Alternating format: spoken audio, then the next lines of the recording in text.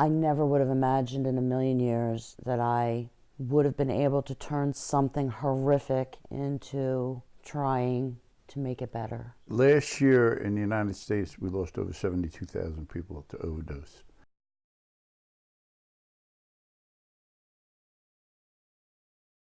At 9 o'clock, my sister called me and she said, Jackie, I can't get a hold of Brendan. He's not answering his phone. So I got in my car and I drove past the hotel, and there was no hoopla there. So I just said, there's nothing going on. And the hotel wouldn't go check the room until 11 o'clock when he had to leave. She called again at 11 o'clock, and he had passed away. I remember sitting in a breezeway at the motel, freezing, hysterical, just shaking, waiting to see my son. And when they finally let me go up, it's an image I'll never forget. As a family, we wanted to raise money to help addiction. I was blessed to be able to place people and fund them for a couple of weeks to get on their feet into recovery houses. I'm right now taking a test to be a certified family recovery specialist. So hopefully I will be able to help the families out. Where I'm working now, on Sundays, we do have parent education, and I am able to talk somewhat to the parents and give them a little bit of advice. I met John and Rachel Mackin through all of my work with the addiction community. They have dedicated their lives to helping others. It warms my heart to say that they opened one in my son's name, Brendan's Place. He had some issues last time. He didn't really want to follow rules, but he's 23 years old, you know, so maybe, I think maybe we should consider taking him back. We do have a bed open there, and give him another shot. What do you think? We provide a safe living environment, rules that apply to the people.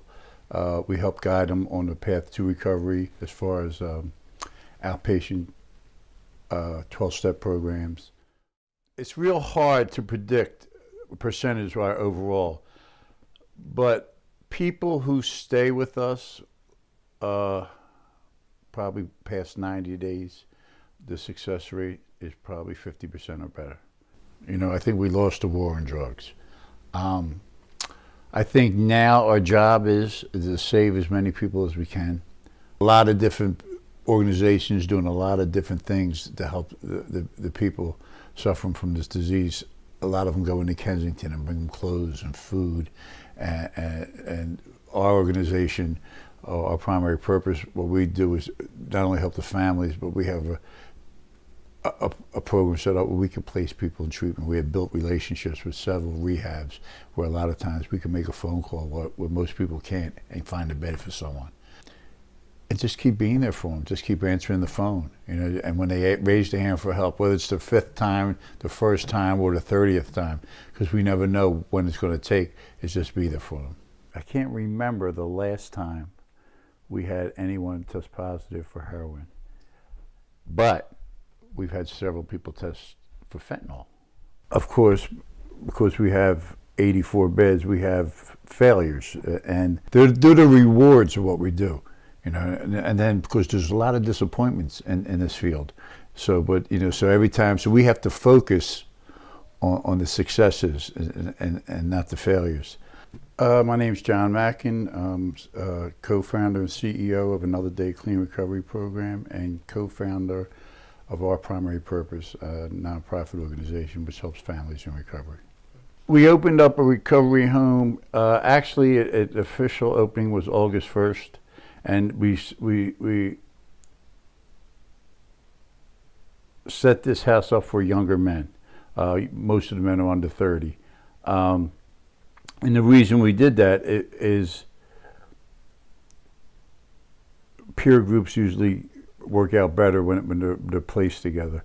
And it's and to show some of the younger guys that there are younger people staying clean is important too.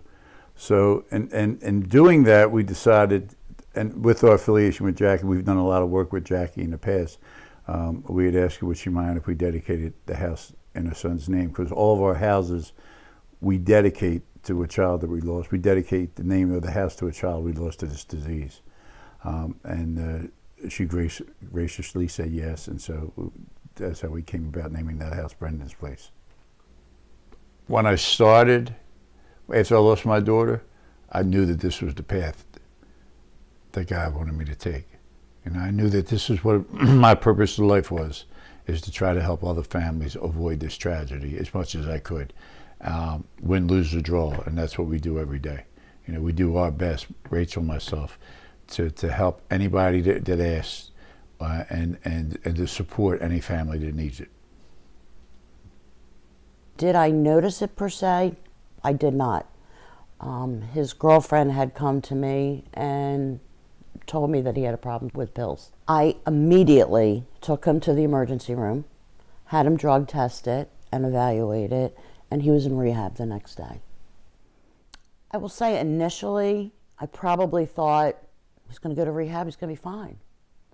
I had no idea rehab was the revolving door. I had already learned when they're in rehab and they call you to get picked up, you don't pick them up. He did get thrown out. He was only there for a couple of days. And leave the second time he went to rehab, we sent him to Florida. He was at Ambrosia. He also got thrown out at like 29 days. After that escapade, Brendan started to get in trouble with the law. He finally ended up where he spent 11 months in the Bucks County Correctional Facility. He finally got released in November of 2012. By January of 2013, he came to me crying that he needed to go back to rehab. Due to the fact that the pills are so expensive, we found out he had moved on to heroin. June of 2013, I went to wake him up and his door was locked. So I was banging on his door. He wasn't answering. So my husband kicked the door down and he was actively overdosing in his room. He had to go to Moss Rehab after that. And once he was released, he still had to go back on an outpatient basis 3 times a week. I received a phone call from his good friends. And they said Brendan needed a ride. And should they get him? I said, is he high? And they said, he's high. So I met them at the hospital, tried to get him help, to try to get him back into rehab. And he, of course, he was high, belligerent, screaming, hollering. He didn't need help. I was crazy. And he left the hospital. He called me about half an hour later. And he said he needed some clothes. And I'll never forget, it was like snow flurrying in November and he had basketball shorts on. And I threw the hefty bag outside my garage door and I shut the garage door.